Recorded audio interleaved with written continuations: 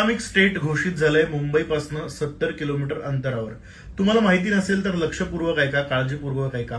पडघा नावाचं एक गाव मुंबईपासून अवघ्या 70 किलोमीटर अंतरावर आहे. हे गावच, पूर्णच गाव इस्लामिक स्टेट म्हणून घोषित करण्याचा प्रयत्न झालेला आहे. साकिब नाचन नावाचा दहशतवादी नावाचा एक माणूस तिथे गेल्या कित्येक वर्षांपासून या देशविरोधी कारवाया करत होता. त्या गावामध्ये छापेमारी झाली आणि छापेमारी झाल्यानंतर तलवारी, शस्त्रास्त्र, बंदुका, देशविरोधी कारवायांची अशी अनेक पुस्तकं, इस्लामिक स्टेट घोषित करणारी पुस्तकं तिथे सापडली आणि तिथे शरियाचा कायदा लागू केला गेला. शरियाचा कायदा हा इस्लाममध्ये सर्वोच्च मानला जातो आणि इस्लामिक स्टेट्समध्ये तुमच्या माझ्यासारखं संविधान चालत नाही, तिथे शरिया नावाचा कानून चालतो. ISISचा जो बगदादी आहे त्या बगदादीचं हे स्वप्न आहे की हा शरिया कायदा लागू व्हावा आणि जवळजवळ इस्लामिक स्टेट भारताच्या एका मुंबई जवळच्या एका गावात घोषित झाल्यासारखी परिस्थिती आहे.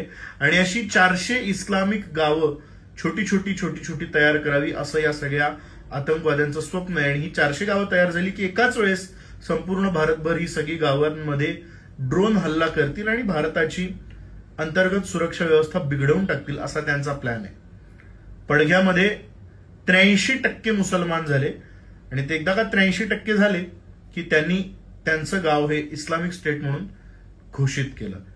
हे अल्पसंख्य लोक जेव्हा अल्पसंख्य असतात तेव्हा असं म्हणतात की आम्ही अल्पसंख्य आहोत, आमचा आवाज इथे दाबला जातोय. पण हेच लोक जेव्हा बहुसंख्य होतात तेव्हा मात्र ते त्यांचं राज्य चालवतात, तेव्हा मात्र ते या देशाचं संविधान मानत नाहीत, या देशाची कायदा सुव्यवस्था मानत नाहीत, या देशाचं सरकार मानत नाहीत. ते त्यांचं वेगळं अस्तित्व सिद्ध करतात आणि आम्ही हिंदू याच्याबद्दल 100% अनभिज्ञ असतो.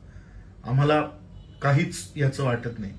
आम्ही म्हणालो की हा देश हिंदू राष्ट्र आहे तर या देशातली मीडिया चवताळून उठते, मराठी चॅनल्सना पार खिळे टोचतात, मराठी चॅनल्सला बोचतं. पण पडघ्यासारखं गाव इस्लामिक स्टेट घोषित होतं आणि सगळी चॅनल्स गप्प असतात, कुणीच काहीच बोलत नाही.